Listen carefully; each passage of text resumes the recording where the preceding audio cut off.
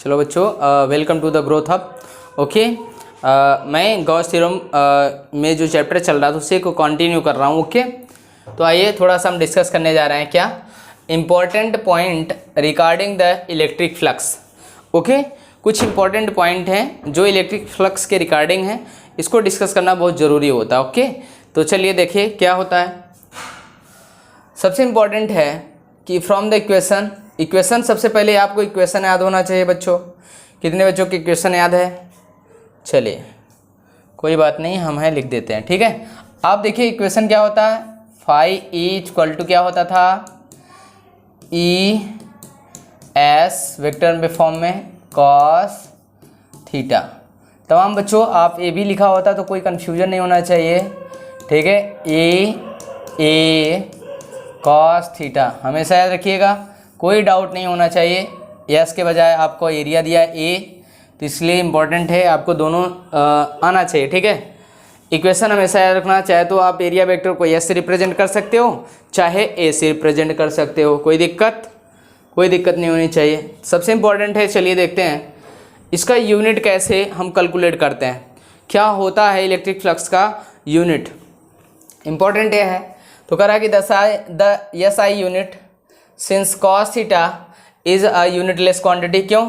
क्योंकि मैंने आपको एक डायमेंशन चैप्टर होता तो उसमें आपको बताया गया होगा sine theta, cos theta and tan theta and all trigonometric value, ठीक है, and all trigonometric value are dimensionless quantity. Okay, क्यों? क्योंकि ये सारे एंगल को रिप्रेजेंट करती हैं। क्या?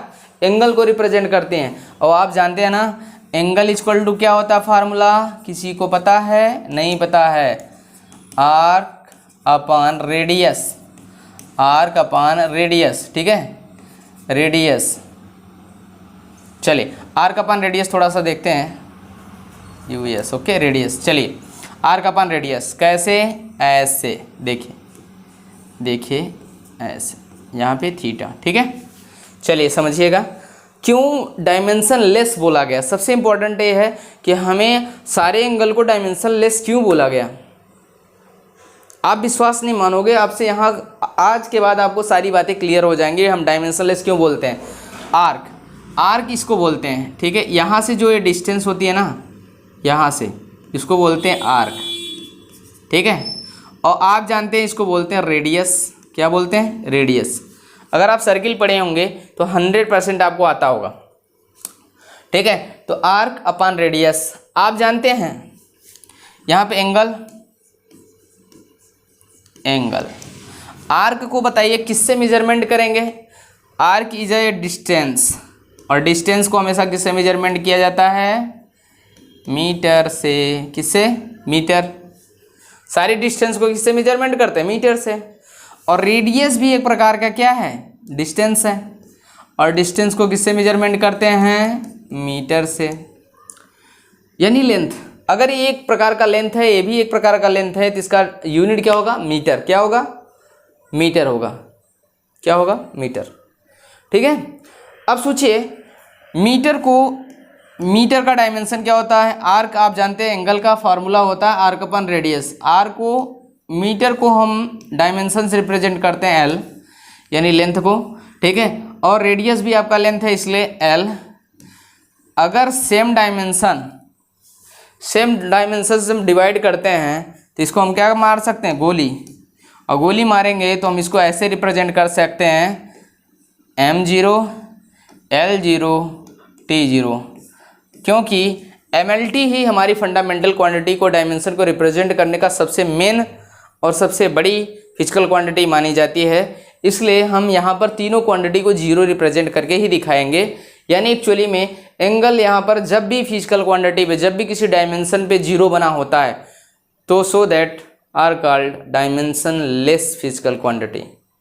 तो समझ में आया होगा आपको कि एंगल को डायमेंशन लेस फिजिकल क्वांटिटी क्यों बोला गया, बिल्कुल क्लियर हुआ। कभी भी डाउट मत करिएगा, ट्रिग्नोमेट्रिक्स की आज वैल्यू जो हैं, सभी वैल्यू, चाहे कॉस थीटा हो, चाहे कॉट थीटा हो, सेक थीटा हो, टेन थीटा हो, कॉसेक थीटा हो, जो भी थीटा है, सारे एंगल, ठीक है, हमेशा डायमेंशन लेस में आते हैं, ठीक है, याद रखिए। कैसा? Dimension less. तमाम बच्चे ये भी पूछ सकते हैं सर सॉलिड एंगल, बिल्कुल, जहाँ भी एंगल लगा हो, सॉलिड एंगल हो, ठीक है, आपका एंगल हो, सब डायमेंशनलेस होते हैं। क्यों? क्योंकि सबका फार्मूला यही होता है आर्च अपन रेडियस। तो हमेशा याद रखिएगा यहाँ पे डायमेंशनलेस क्वांटिटी है, ठीक है। चलिए, सबसे इंपॉर्टेंट है यूनिट ऑफ फ्लक्स, यहाँ पे फाई ई लिख सकते हैं, unit of E into unit of S. चलो इसको भी देख लेते हैं, इसको भी क्लियर कर लेते हैं। चलिए, सबसे इंपॉर्टेंट है फाई ई का यूनिट कैसे हम पता करते हैं। तो यहाँ पे बोला unit of E and unit of A या एस लिख सकते हो, ठीक है। यूनिट ऑफ ई क्या होता है? यूनिट ऑफ ई आप लिख सकते हो क्या? न्यूटन पर कूलाम, न्यूटन पर कूलाम, न्यूटन पर कूलाम यानी सी न्यूटन, एन न्यूटन सी कूलाम, ओके, इनटू आप जानते हैं unit of area vector, area term बोल रहा है इसलिए क्या होगा? लेंथ का स्क्वायर, या आप लिख सकते हो क्या? मीटर का स्क्वायर, ओके। यूनिट क्या हो गया? मीटर का स्क्वायर। चलिए, मीटर का स्क्वायर।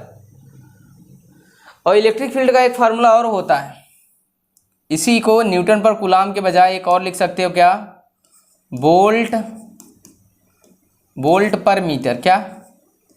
वोल्ट पर मीटर। पर मीटर का मतलब होता है हम डिवाइड कर सकते हैं, यहाँ पे मीटर है ही ऑलरेडी, तो मीटर को हम क्या लिख सकते हैं? मीटर इंटू मीटर लिख सकते हैं कि नहीं? Okay, meter. तो सोचिए मीटर से मीटर को गोली मारने का मन कर रहा है, बिल्कुल मार दीजिए। क्या बचेगा आपका? वोल्ट मीटर, ठीक है, समझ में आया? Volt metre. तो समझ लीजिए कि आपका जो आपका इलेक्ट्रिक फ्लक्स का फार्मूला आया या यूनिट आया, क्या आया? याद रखना, वोल्ट मीटर। क्या आया? Volt meter. हमेशा याद रखिएगा, इंपॉर्टेंट है फ्लक्स का formula phi E equal to क्या होता है? ई डॉट एस, ठीक है, कॉस थीटा। डॉट प्रोडक्ट इसलिए क्योंकि हमेशा याद रखिएगा कॉस थीटा रख रहा है, ठीक है। किसी भी वेक्टर क्वांटिटी में साइन थीटा होता है तो उसे वेक्टर प्रोडक्ट बोलते हैं, अगर कॉस थीटा है तो डॉट प्रोडक्ट बोल सकते हैं, ओके, हमेशा याद रखिएगा, ठीक। तो यहाँ पर देखिए न्यूटन मीटर का स्क्वायर भी रिप्रेजेंट कर सकते हैं, ठीक है, और आपका न्यूटन मीटर का स्क्वायर पर कूलम्स या वोल्ट मीटर, तो सिंपल आपका अच्छा रहेगा वोल्ट मीटर, ओके, समझ में आया बच्चों। चलिए, ये तो आपका क्लियर हो गया, बट आपसे पूछा जा रहा है कि डायमेंशनल फार्मूला, ठीक है, डायमेंशनल फार्मूला फिर जिक्र किया है, cos theta is the dimensionless from the equation first. Already mention किया गया है कि आपका एंगल क्या है? एंगल डायमेंशनलेस क्वांटिटी है, दुनिया का कोई भी टेक्नोमेट्रीज वैल्यू हो वो हमेशा डायमेंशनलेस होती हैं, ओके। चलिए नेक्स्ट, थोड़ा सा हम एक क्लियर करते हैं कि इसका डायमेंशनल फार्मूला क्या आएगा।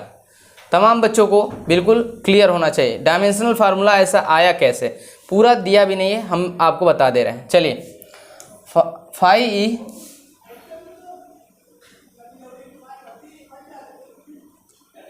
चलिए डायमेंशनल फार्मूला आया कैसे, देखिए फाई ई इक्वल टू होता है, यूनिट अभी याद था हमें, यूनिट क्या आया था?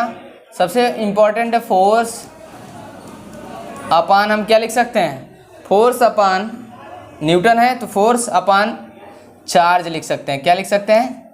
चार्ज। इनटू क्या कर सकते हैं? एरिया है, एरिया, चलो एरिया ही लिख दे रहे हैं, ठीक है, एरिया, ठीक है, एरिया, ठीक। चलिए, अब फाई इक्वल टू, आप सोचिए कितने बच्चों को डायमेंशन क्लियर है? फोर्स का डायमेंशन सिंपल तरीके से आपको पुटअप करना है। फोर्स क्या होता है? एम एल टी के पावर माइनस का 2 अपान चार्ज। चार्ज को अगर निकालना है ना तो आई इक्वल टू क्या होता है? Q upon t. यहाँ पे क्या करेंगे? Q equal to I into t. I जानते हो क्या है? फंडामेंटल क्वांटिटी, ठीक है, एम्पियर। क्या होता है? एम्पियर। और टाइम क्या है? Fundamental quantity. यानी चार्ज का डायमेंशन क्या आया बच्चों? 80। क्या आया? 80। कोई दिक्कत? कोई दिक्कत नहीं होनी चाहिए। इनटू एरिया है, एरिया आप जानते हो L इंटू एल, एल का स्क्वायर। कोई प्रॉब्लम? No problem. चलिए बच्चों, आइए हम क्लियर करने जा रहे हैं डायमेंशन। फाई इक्वल टू हो जाएगा क्या? L और L, यहाँ पे L का क्या हो जाएगा, एक, यहाँ पे L स्क्वायर है, यहाँ पे L का पावर 1 है, तो सारे पावर मल्टीप्लाई में ऐड हो जाते हैं, तो इसलिए m L के पावर 3 और t, यहाँ पे t का पावर n है, अगर ऊपर ले जाएंगे तो माइनस हो जाएगा, t के पावर माइनस का 3, a को भी ऊपर ले जाएंगे तो a का पावर क्या हो जाएगा, माइनस का 1। तो याद रखिएगा फ्लक्स का डायमेंशन आया है बच्चों m L3 t के पावर माइनस का 3, a का पावर माइनस 1। ओके, तो हमेशा याद रखना डायमेंशन क्या आया, m L3 t के पावर माइनस का 3, a के पावर माइनस का 1। ओके, समझ में आया कि नहीं बच्चों? बिल्कुल। अगर आपको याद रखिए, आपको पावर तक के डायमेंशन, शुरू से लेकर के पावर तक के डायमेंशन अगर आप क्लास 11th में तैयार करके रखें तो तमाम ऐसी फिजिकल क्वांटिटी है जिससे आप बिल्कुल डायमेंशन ना पता हो बट आप डायमेंशन कैलकुलेट कर सकते हैं। बेसिकली इंपॉर्टेंट है, आपको बेसिक आना चाहिए। अगर बेस मजबूत है ना तो बहुत बड़ी बिल्डिंग खड़ी हो सकती है, कोई दिक्कत नहीं है। अगर बेस कमज़ोर है ना, कितनी भी बड़ी बिल्डिंग खड़ी कर लीजिए, लेकिन होना है उसे धड़ाम। समझ में? चलिए, समझ में? ये सब बेसिक नॉलेज है, इसलिए इंपॉर्टेंट है, क्लियर कर दे रहे हैं। ठीक है, चलिए तीसरा पॉइंट बोल रहा है electric flux is a scalar quantity. Okay, therefore if the phi e1 and phi e2 are the flux passing through the different part of the surface, the flux passing through the whole surface will be the algebraic sum of the, ठीक है, this is that is the, ठीक है। कहते हैं कुल मिला के electric field line, याद रखना इंपॉर्टेंट है, हमने बोला कि यूनिफॉर्म इलेक्ट्रिक फील्ड में अगर किसी भी सरफेस एरिया को रखते हैं तो उसके अंदर से क्या पास हो जाती हैं, इलेक्ट्रिक फील्ड लाइन। ओके, जिससे फ्लक्स डेवलप हो जाता है। तो कहते हैं सरफेस कई टाइप के हो सकते हैं, जैसे मैंने किसी बॉक्स को रख दिया तो उसके कई सरफेस हैं, और सारी सरफेस से हो सकता है क्या, इलेक्ट्रिक फील्ड लाइन पास हो, तो सबका इलेक्ट्रिक फ्लक्स जो है ना थोड़ा अलग अलग आएगा एंगल के हिसाब से। तो कहते हैं, और सबसे बड़ी बात है, दो वेक्टर क्वांटिटी का मल्टीप्लाई हमेशा क्या होता है, दो वेक्टर क्वांटिटी का मल्टीप्लाई हमेशा याद रखना एक स्केलर क्वांटिटी होता है। क्या होता है? एक स्केलर क्वांटिटी होता है। आपको वेक्टर क्वांटिटी में मैं बिल्कुल क्लियर कर दूंगा। ओके, समझ में आया? कोई डाउट? ओके, नेक्स्ट क्लास चलते हैं। चलिए नेक्स्ट देखते हैं। चलिए, सबसे इंपॉर्टेंट है पॉजिटिव नेगेटिव। ओके, चलिए इसको बस सिंपल तरीके से समझा देते हैं।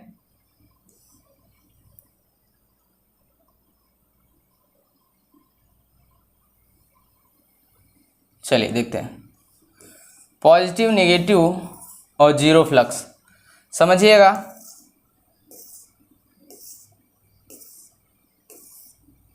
ये सरफेस एरिया है, यूनिफॉर्म इलेक्ट्रिक फील्ड में रखा गया है।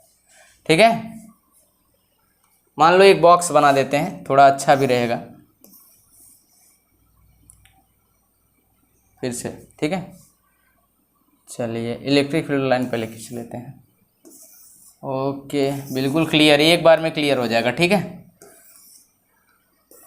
परेशान होने की ज़रूरत नहीं। चलिए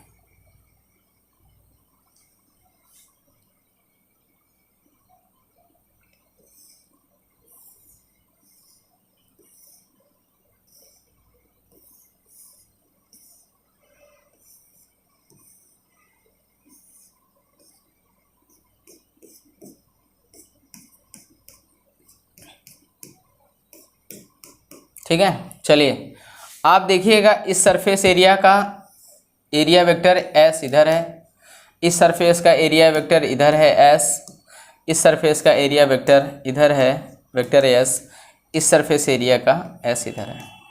सुनिएगा, आप जानते हैं ना, सबसे इम्पोर्टेंट है। चलिए condition first, second, third and fourth ले लेते हैं, कोई दिक्कत नहीं है। फार्मूला आपको पता है, फाई इक्वल टू क्या होता है, ई ए कॉस थीटा या ई एस कॉस थीटा लगा सकते हो। यस लगाए तो यस लगा लेते हैं, कोई दिक्कत है। फाई ई फर्स्ट कंडीशन के लिए इस्तेमाल करने जा रहा हूँ। यहाँ पर देखो ई और एस, यहाँ पे ई जो है और एस दोनों सेम डायरेक्शन में हैं, दोनों पैरेलल हैं, और पैरेलल लाइन के बीच में हमेशा एंगल क्या बनता है, 0 डिग्री। क्या बनता है? 0 डिग्री। ओके, और cos 0 की वैल्यू क्या होती है बच्चा 1, क्या होती है 1। तो यहाँ पे फाई ई जो आया है फर्स्ट क्या आया है, प्लस लगा सकते हो ई एस, तो आपको कौन सा मिला पॉजिटिव फ्लक्स, क्या मिला पॉजिटिव फ्लक्स, ओके क्या मिला है पॉजिटिव फ्लक्स, ओके। चलिए कंडीशन नंबर सेकंड देखते हैं। चलिए फाई ई इक्वल टू वही ई ए एस बना लेते हैं कॉस थीटा, ओके।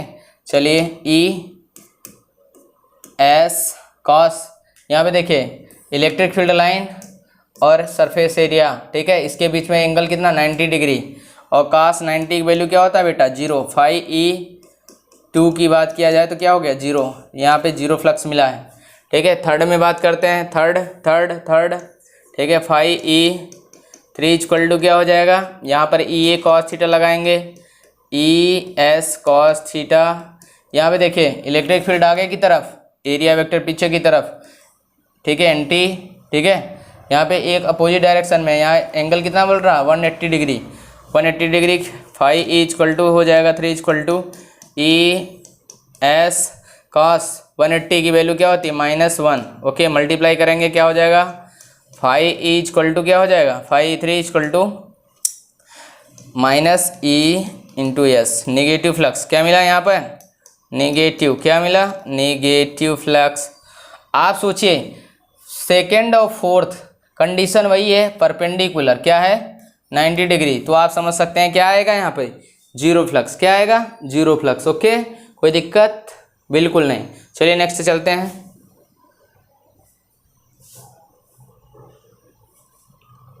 चलिए एक न्यूमेरिकल है, example a cubical surface side L place the uniform electric field E, two faces of the both, ठीक है, cube are the perpendicular to the electric field, find the flux linked with the each surface of the cube and total flux linked with the cube, क्या होना चाहिए cube, ठीक है।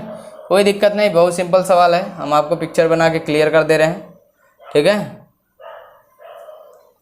हम इसको picture बना के क्लियर कर दे रहे हैं, सुनिए, चलिए सुनिए, सिंपल सा बात है, कुछ नहीं करना है इसमें, तरीका वही है जो अभी जस्ट पॉजिटिव नेगेटिव समझा के आए हैं, बिल्कुल कुछ नहीं है। नेट फ्लक्स अगर आप देखना चाहें ना तो बिल्कुल देख सकते हैं, ठीक है। चलिए देखते हैं, पिक्चर ऐसे क्लियर कर देते हैं, आपको आना चाहिए इलेक्ट्रिक फील्ड लाइन, तो आपको ये पता होना चाहिए, ठीक है। इलेक्ट्रिक फील्ड लाइन क्या है ई, ठीक है, यहाँ पर ई सरफेस एरिया हमने बोला था, एक इधर एस निकलता है, एक इधर एस निकलता है, एक इस सरफेस का इधर आ जाएगा, इस सरफेस का इधर आ जाएगा। नेट इलेक्ट्रिक फ्लक्स पूछा है तो कॉमन सेंस लगाइए, जस्ट अभी पूछा है, कुल मिला के आपको फार्मूला अगर क्लियर है, जो मैंने स्टेटमेंट अभी जस्ट पीछे बताया, तो आप यहाँ पे मिला था क्या पॉजिटिव फ्लक्स, इसके पीछे मिला था क्या नेगेटिव फ्लक्स, इन दोनों के बीच में क्या मिला है 0 फ्लक्स, क्या मिला है 0। तो आप सोचिए इन दोनों का तो 0 हो गया, यहाँ पे पॉजिटिव और नेगेटिव, नेट फ्लक्स बोला है फाई ई नेट, क्या पूछा है phi E net equal to क्या होगा E1 plus E2 plus E3 plus E4, okay. कोई दिक्कत नहीं। E1 क्या है भैया फाई ई, चलो ए पॉजिटिव है, ई दूसरा क्या है, दूसरा आपका 0 है, तीसरा आपका ई है फाई ई, ठीक है, चलो फाई ई, ठीक है, प्लस, और तीसरा आपका क्या है, तीसरा हाँ फाई ई हो गया, ठीक है, और चौथा आपका हो गया 0, क्या हो गया 0, ठीक है। सोचिए एक पॉजिटिव और एक निगेटिव, यहाँ पर है निगेटिव, क्या है नेगेटिव, तो एक पॉजिटिव एक निगेटिव, ऑलरेडी ये 0 हो गया, तो net flux E net equal to क्या हो जाएगा बेटा 0 हो जाएगा। तो समझिएगा इंपॉर्टेंट है, पिक्चर से आपको क्लियर होना चाहिए। तो यहाँ पर एक क्यूब के अंदर हमेशा रखना, अगर किसी क्यूबिकल कंडक्टर बॉडी को यूनिफॉर्म्स इलेक्ट्रिक फील्ड के अंदर पुटअप किया जाता है, तो नेट इलेक्ट्रिक फ्लक्स जब पी पूछे तो हमेशा याद रखना 0, ठीक है, विदाउट एनी कंडीशन, तो हमेशा क्या होगा 0, क्या होगा 0, हमेशा याद रखिएगा, ठीक। चलिए नेक्स्ट देखते हैं, सॉलिड एंगल, वेरी इंपॉर्टेंट, ठीक, सॉलिड एंगल, चलिए, सॉलिड एंगल क्या होता है, इंपॉर्टेंट ये है।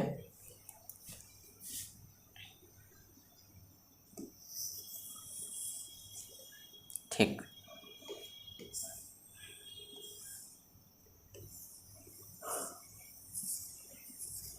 ठीक, सॉलिड एंगल, ठीक, इसे डी ओमेगा से रिप्रेजेंट करते हैं। ठीक, चलिए सॉलिड एंगल को हम डिस्कस करने जा रहे हैं। करें angle subtended by a surface at a point is known as solid angle. ठीक है, करें angle subtended by the surface, surface के द्वारा जब कोई एंगल बनाया जाता है या सबटेंडेड किया जाता है तो उसे बोलते हैं सॉलिड एंगल। सरफेस, और कैसा सरफेस हो, सॉलिड सरफेस होना चाहिए, इंपॉर्टेंट ये है। तो इंपॉर्टेंट ये है, देखिए यहाँ पर क्या है, एक पूरी होल मास के द्वारा, याद रखना, ठीक है, होल मास के द्वारा यहाँ पर जब एंगल बनाया जाता है, सबटेंड किया जाता है, उसे बोलते हैं क्या, सॉलिड एंगल। क्या बनाया जाता है, सॉलिड एंगल। क्या बोलेंगे, सॉलिड एंगल। ठीक है, it is represented by the omega. ठीक है, ओमेगा से इसे रिप्रेजेंट किया जाता है। Its unit is the steradian. क्या बोलते हैं, स्टेरेडियन इसकी यूनिट होती है, हमेशा याद रखना। स्टेरेडियन क्या है, इसकी यूनिट है। तो डी ओमेगा इक्वल टू होता है डी एस, यहाँ पे हम क्या लिखेंगे, डी एस, और रेडियस आराम से आप जानते हैं रेडियस ये होता है।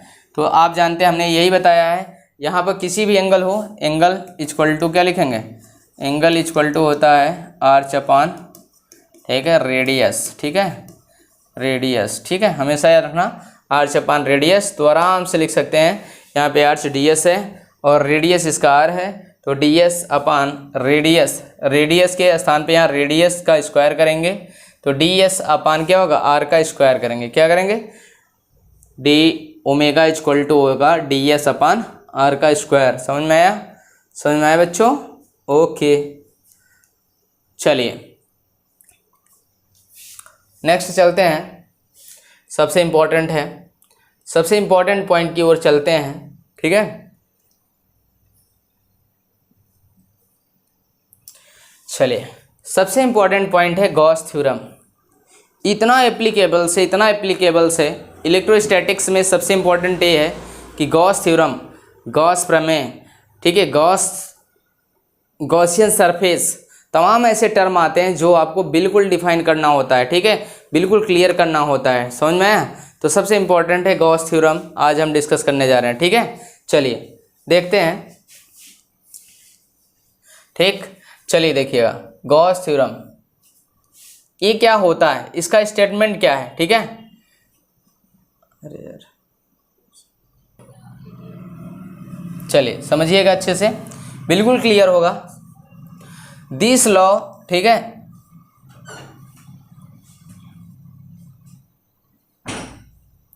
सुनिएगा, दिस लॉ शोन द, ठीक है, show the relationship between the total flux linked with any closed surface and the charge present inside the surface. According to this law, in vacuum or air, the total electric flux passing through the closed surface phi is the 1 upon epsilon naught times the net charge present inside the surface.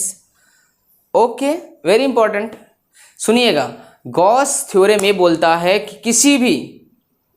किसी भी close Gaussian surface में रखे हुए charge में जो net electric flux होता है वो हमेशा 1 अपॉन एप्सिलॉन नॉट का टाइम होता है, 1 upon epsilon naught time. Okay, जैसे बात किया जाए, सपोज दैट, देखिए this is the Gaussian surface.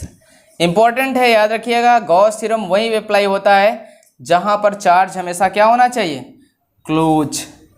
क्या होना चाहिए, अगर याद रखना क्लोज्ड नहीं है तो 100% याद रखना फ्लक्स जीरो है। क्या है, फ्लक्स जीरो है। सबसे बड़ा कन्फ्यूजन होता है बच्चों, याद रखना, कभी कभी चार्ज को क्लोज करके देगा, कभी कभी चार्ज को बिल्कुल एक्सपोज्ड कर देगा और आपसे पूछेगा कि इलेक्ट्रिक फ्लक्स क्या होगा। तो याद रखना, जहाँ पे गॉसियन सरफेस नहीं होगा यानी क्लोज सरफेस नहीं होगा, 100% मान लीजिएगा वहाँ पे फ्लक्स क्या होगा, जीरो। तो कहते हैं यहाँ पे चार्ज, और यहाँ पे पूछा जाएगा, जैसे कोई चार्ज दे रखा है क्लोज करके, ओके, तो यहाँ पे पूछेगा कि फाई ई क्या होगा, फ्लक्स क्या होगा, तो क्यू अपान क्या होगा, एप्सिलॉन नॉट। हमेशा याद रखना, क्यू अपान एप्सिलॉन नॉट, ठीक है, क्यू अपान एप्सिलॉन नॉट होगा, क्या होगा, क्यू अपान एप्सिलॉन नॉट। कहते हैं क्या होता है, तो याद रखना अभी हम फ्लक्स की दो फार्मूला क्लियर करने जा रहे हैं। फाई इक्वल टू क्या होता है, ई डॉट एस, ठीक है, ई डॉट एस लिख सकते हैं, कॉस थीटा लगाना चाहे तो लगा सकते हैं, कोई दिक्कत नहीं है। इक्वल टू दूसरा फार्मूला भी जस्ट पढ़े गॉस थ्योरम के according, Q upon epsilon not. हमेशा याद रखना किसी भी गॉसियन सरफेस में, किसी भी क्लोज सरफेस में कोई अगर चार्ज है तो उसका फ्लक्स हमेशा क्यू अपान एप्सिलॉन नॉट होता है। क्या होता है, q upon epsilon naught. Okay, हमेशा याद रखना according to this law the vacuum और air the total electric flux passing through a close surface, ठीक है, flux is the 1 upon epsilon naught time net charge, ठीक है, 1 अपान एप्सिलॉन नॉट, ठीक है, टाइम नेट चार्ज किसी भी close surface में, याद रखिएगा। चलिए थोड़ा सा और क्लियर करते हैं, देखते हैं। जैसे देखिए कभी कभी याद रखना कन्फ्यूजन ये होता है, क्यूब को लेकर के सबसे बड़ा डिस्कस किया जाता है, ठीक है, क्यूब को लेकर के सबसे बड़ा डिस्कस किया जाता है। सबसे इंपॉर्टेंट है बच्चों चार्ज कहाँ पे रखा गया है, और गॉसियन या गॉस थ्योरम हमेशा वहीं अप्लाई किया जाएगा जहाँ पे चार्ज क्लोज होगा। अगर क्लोज नहीं है तो उसे आपको क्लोज करना पड़ेगा गॉसियन सरफेस बना करके, ठीक है, ये रूल बोलता है, ठीक है। तो चलिए अगर हम बात करें किसी क्यूब के अंदर, ठीक है, याद रखिएगा किसी क्यूब के अंदर पूछा जाए कि बताइए net electric flux, net electric flux क्या होगा, फाई नेट इक्वल टू क्या होगा। तो बताइए बच्चों, आप जानते हैं पूरी तरीके से चार्ज क्लोज है और उसमें चार्ज क्या है, क्यू है, क्या है, क्यू है, तो इसका नेट फ्लक्स क्या होगा, क्यू अपान एप्सिलॉन नॉट। कभी कभी ये सवाल पूछा जाता है बच्चों कि अगर गॉसियन सरफेस का शेप क्या डिपेंड करता है फ्लक्स पर, बिल्कुल नहीं, याद रखिएगा, बहुत बड़ी कन्फ्यूजन है। तो याद रखना शेप वैसा भी हो, याद रखना बस उसके अंदर क्या होना चाहिए, क्लोज होना चाहिए, चार्ज होना चाहिए। कभी भी याद रखना ऐसा नहीं चार्ज नहीं है फिर भी इलेक्ट्रिक फ्लक्स पास करा देंगे, बताइए इसका नेट फ्लक्स क्या हो जाएगा, तो हमेशा याद रखना जीरो हो जाएगा। क्या हो जाएगा, जीरो, क्या होगा, जीरो। हमेशा याद रखिएगा अगर चार्जलेस गॉसियन सरफेस दिया हुआ है कंफ्यूज करने के लिए, तो हमेशा याद रखना वहाँ से इलेक्ट्रिक फील्ड लाइन पास ही नहीं हो सकती। क्यों, क्योंकि without charge any electric field line not pass through it. Okay, तो हमेशा रखना कि चार्ज अगर है तो इलेक्ट्रिक फील्ड लाइन पास होगा, ठीक है, याद रखना। कहते हैं शेप कुछ भी हो, शेप कुछ भी हो, बस चार्ज हमेशा क्लोज होना चाहिए। शेप कुछ भी हो, चार्ज हमेशा क्लोज होना चाहिए, ठीक है।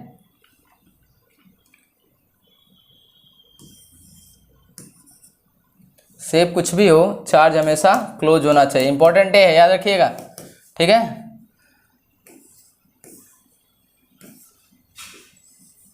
शेप कुछ भी हो, चार्ज हमेशा क्लोज होना चाहिए। नेट चार्ज कभी कभी बॉडी के अंदर याद रखना 2-3 चार्ज दे देगा, ठीक है, पॉजिटिव निगेटिव कुछ भी दे देगा। नेट चार्ज आपको लेना इंपॉर्टेंट है, समझ में आया, नेट चार्ज। तो हमेशा याद रखना अगर कोई चार्ज क्लोज है तो इसका हमेशा फ्लक्स क्या होगा, हमेशा Q upon epsilon not, Q upon epsilon not. हमेशा याद रखना क्यू अपान एप्सिलॉन नॉट। कोई भी सरफेस हो, किसी भी शेप का हो, क्यू अपान एप्सिलॉन नॉट, ठीक है, समझ में आए बच्चों। ओके, हमेशा याद रखिएगा किसी भी शेप का हो उसका हमेशा नेट फ्लक्स हमेशा क्यू अपान एप्सिलॉन नॉट ही होगा। ओके, समझ में आया बच्चों। चलिए देखिए, ये बिल्कुल समझ में आया होगा। बस आपको याद रखना है गॉस थ्योरम क्या होता है, ठीक है, गॉस थ्योरम को कैसे अप्लाई करते हैं, गॉस थ्योरम कहाँ अप्लाई होगा कहाँ नहीं होगा, ठीक है। इसके नेक्स्ट क्लास में मैं आपको स्टेटमेंट में सारी चीज़ें बता दूंगा कि गॉसियन सरफेस क्या होता है और गॉस थ्योरम कहाँ अप्लाई होगा, कैसे होगा, ठीक है। ओके, आज के लिए बस इतना, बाकी नेक्स्ट क्लास में।